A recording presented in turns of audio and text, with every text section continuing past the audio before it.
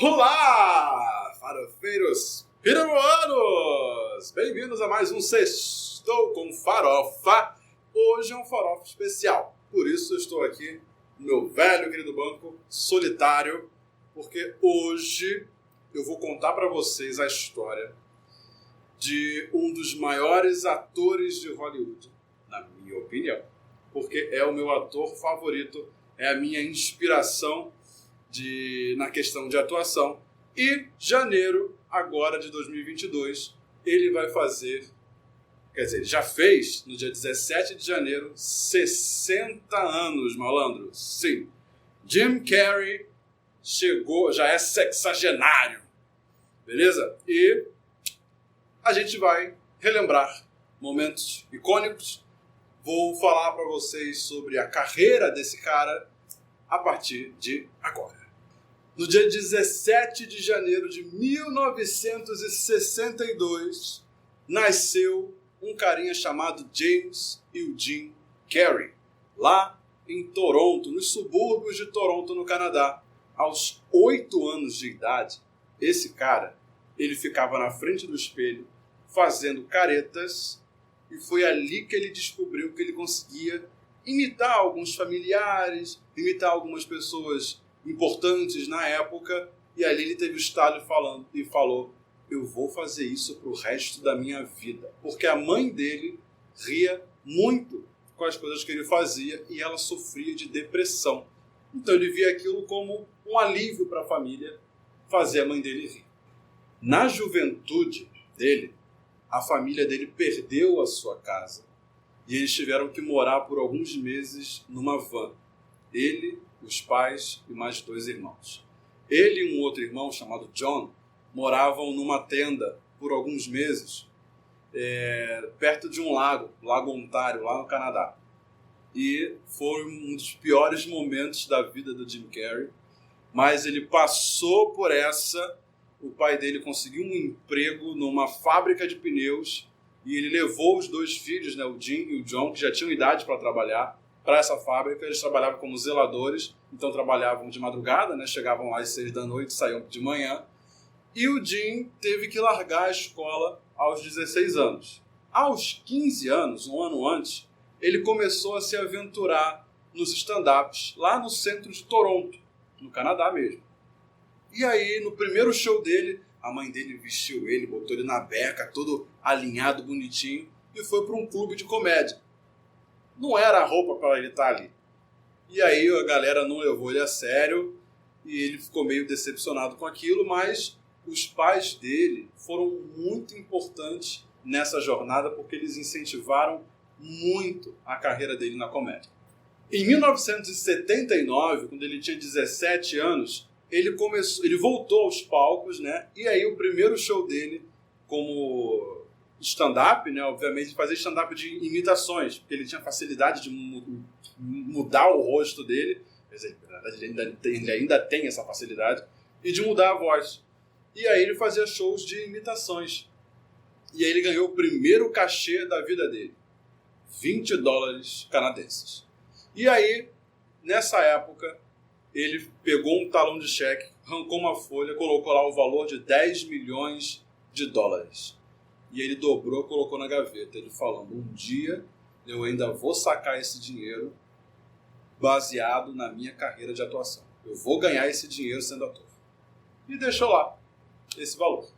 Mais pra frente eu vou voltar nessa história. Já nos anos 80, ele tentou fazer testes para participar do Saturday Night Live, uma série de sketches dos Estados Unidos super famosa. Ele foi lá, fez o stand-up dele de imitações e não passou. Foi rejeitado. Em 81, ele foi convidado para fazer a abertura dos shows de uma banda famosa no Canadá. Ele foi lá no primeiro dia, fez o show dele e foi vaiado por todo mundo. E ele não quis voltar para o segundo dia.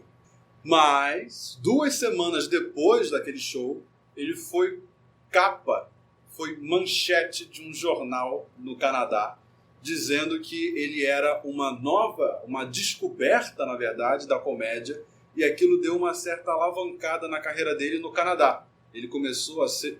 Meu Deus, perdão, voz. ele passou a ser famoso em todo o território canadense. Depois ele começou a fazer shows nos Estados Unidos e em 83 ele decidiu que queria se mudar para Los Angeles e foi para lá. Mas aí a carreira dele não decolou muito bem como ele esperava. Ele continuou sendo muito famoso no Canadá, mas não estava conseguindo reproduzir o seu sucesso nos Estados Unidos. Então ele virava e mexia, voltava para o Canadá para fazer shows, pegar uma grana e voltar para Los Angeles. Ele fez isso umas 2, 3 vezes, até que ele foi descoberto por um produtor.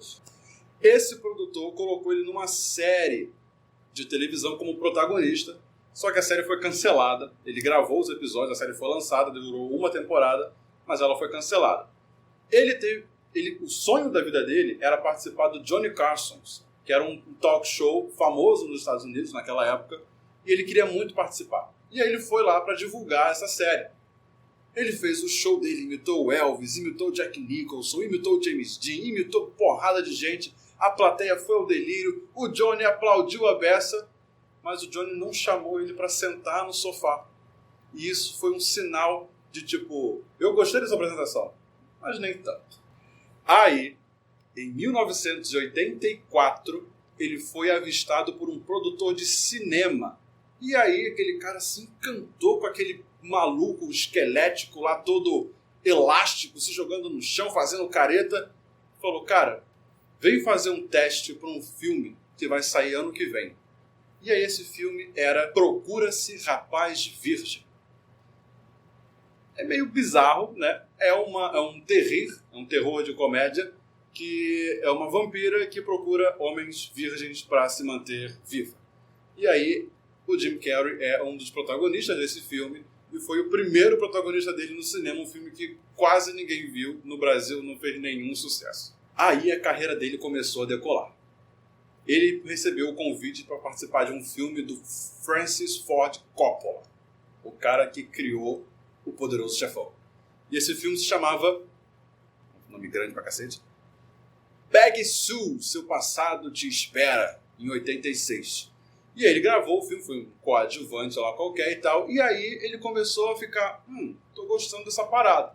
Foi tentar de novo fazer parte do Saturday Night Live, fez um show, foi rejeitado mais uma vez. No ano seguinte ele tentou de novo e foi rejeitado de novo, mas dessa vez ele tinha a base, tipo, tem uma carreira cinematográfica, então eu posso me basear nela. De 1990 até 94, ele fez parte de uma série de sketches chamada In Living Color. Não passou no Brasil, era uma série que foi criada pelos irmãos Wayans. Lembra eles? As Branquelas, de Eu, Patroa e as Crianças. Esses caras tinham uma série de sketches, uma sitcom, e ele fazia parte como um elenco recorrente, né? E aí, em 1994, na verdade em 93, tinha um cara assistindo essa série e falou, porra, estou escrevendo um filme aqui, acho que eu vou querer esse cara para o papel principal.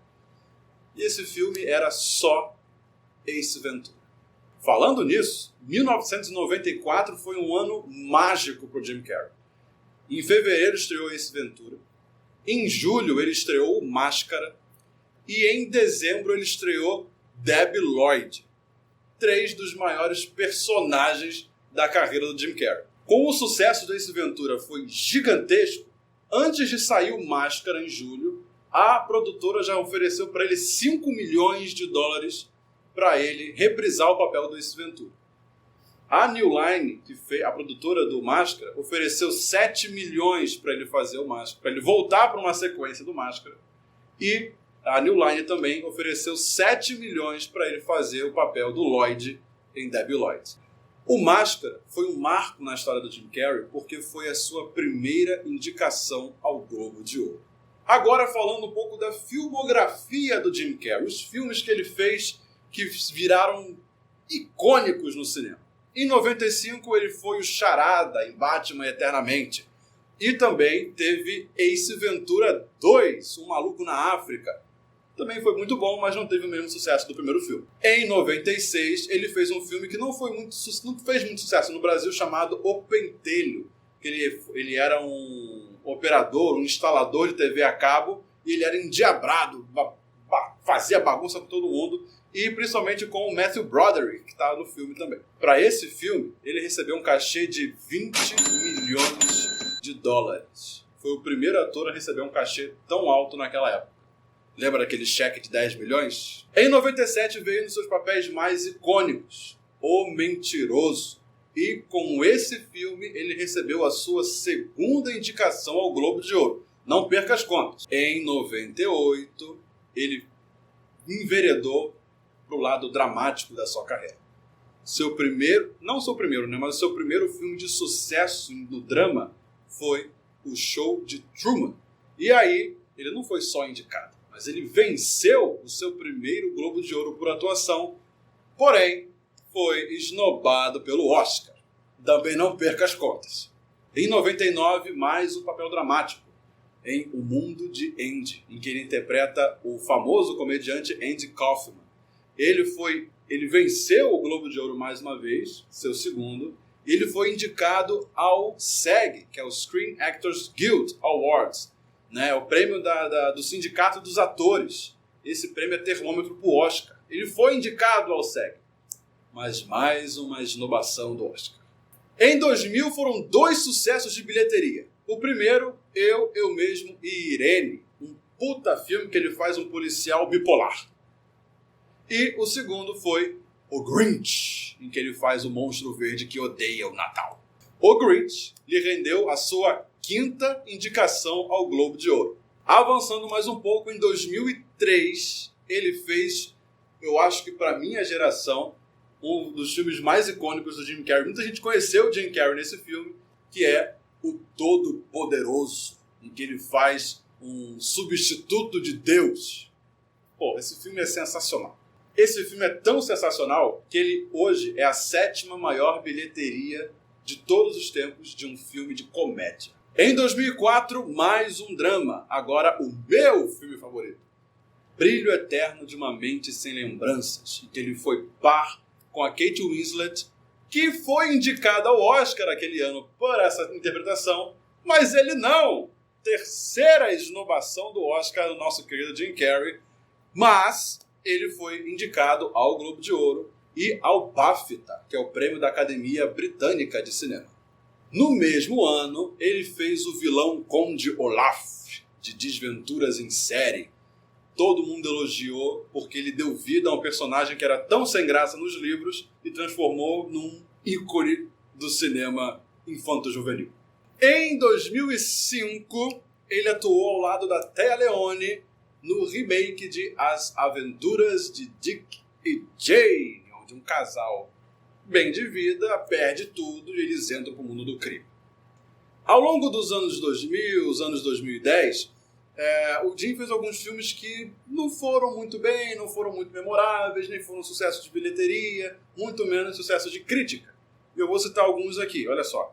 Número 23, de 2007. O Golpista do Ano, de 2009, que é um filme até que tem o Rodrigo Santoro. Os Pinguins do Papai, de 2011. Até eu gosto de assistir esse filme, mas não tem nada a se compara aos outros mais antigos. E O Incrível Mágico Burt Wonderstone, de 2013, que ele fez com Steve Carell, com Will Ferrell. Mas, em 2018, foi anunciado que ele seria o Dr. Robotnik no filme do Sonic, que estreou em 2020. E esse filme foi uma volta do Jim Carrey às grandes bilheterias e às grandes atuações também, nesse caso na comédia. Agora que eu dei essa pincelada na filmografia do Jim Carrey, nossos colegas aqui do Pidemoa vão dar os pitacos deles e vão falar sobre os filmes favoritos de todos os tempos das suas vidas. Bom, estou fazendo uma participação dessa vez, não ao lado do Gabriel no vídeo. O filme favorito de Jim Carrey é O Show de Truman. Isso mesmo, o filme é sensacional, não tem o que falar. Eu não vi esse filme nem quando eu era muito pequeno, eu fui ver depois de muitos anos, que eu sabia da existência do filme, mas quando eu vi eu me apaixonei. A história é incrível, a atuação dele é incrível. Eu nunca achei que o Jim Carrey pudesse estar tão bem no papel de drama quanto esse. Então é marcante e faz toda a diferença. E tinha que ter sido indicado pro Oscar por esse papel. Então, galera, hoje eu tô aqui pra dar um apoio aí pra galera do Farofa, dar minha opinião aí sobre os filmes aí do Jim Carrey, né? Assim, eu gosto muito do Show de Truman, que eu acho que a interpretação dele foi legal, mas esse não é o que eu acho mais legal. Porque eu gosto muito dessa parte de comédia dele, que realmente ele é hilário nessa parte de comédia. E eu acho que as aventuras de Dick e Jane, cara, aquele filme ali, não tem como você não dar risada do início ao fim. Ele é muito bom. Então acho que esse aí, assim, pra mim, é um filme bem marcante dele, apesar dele ter vários outros. Tô aqui no Farofa, né, pra dar essa palhinha aí, já que eu não apareço muito nesse programa. Então, eu tenho 2 filmes que mexem muito do Jim Carrey, apesar de eu gostar de toda a carreira dele. Eu gosto muito do Show de Truman, mas esse não é o meu filme favorito. O meu filme favorito é o Máscara, cara. Eu já vi o Máscara muitas vezes. É um filme assim que... meu pai gosta muito, a gente assiste várias vezes juntos, assim. E é um filme diferente, veio com muitos efeitos especiais. Eu acho o Máscara, assim, apesar de eu gostar muito do Show de Truman e de toda a obra, eu voto no Máscara, porque eu acho o Máscara um filme sensacional. Para fechar, algumas curiosidades sobre o Jim Carrey. Ele já falou abertamente que ele sofre de depressão, que ele toma remédios para controlar os sintomas e ele também faz meditação para isso. E que além de ator, esse humorista, comediante que a gente conhece, ele também é desenhista, pintor e agora está enveredando pelo mundo dos livros. Virou escritor, escreveu um livro infantil no começo dos anos 2010 e em 2020 saiu a sua primeira ficção, seu primeiro romance para adultos. Vamos ver como é que vai seguir essa carreira de escritor do Jim Carrey. Então, com essa carreira maravilhosa de quase 45 anos, essa é a nossa singela homenagem aqui do Pidemoa e a minha singela homenagem para esse ídolo de toda uma geração, várias gerações, são 45 anos de carreira. Essa é a nossa homenagem aos 60 anos do Jim Carrey. Eu vejo você na semana que vem, no próximo Farofa e valeu!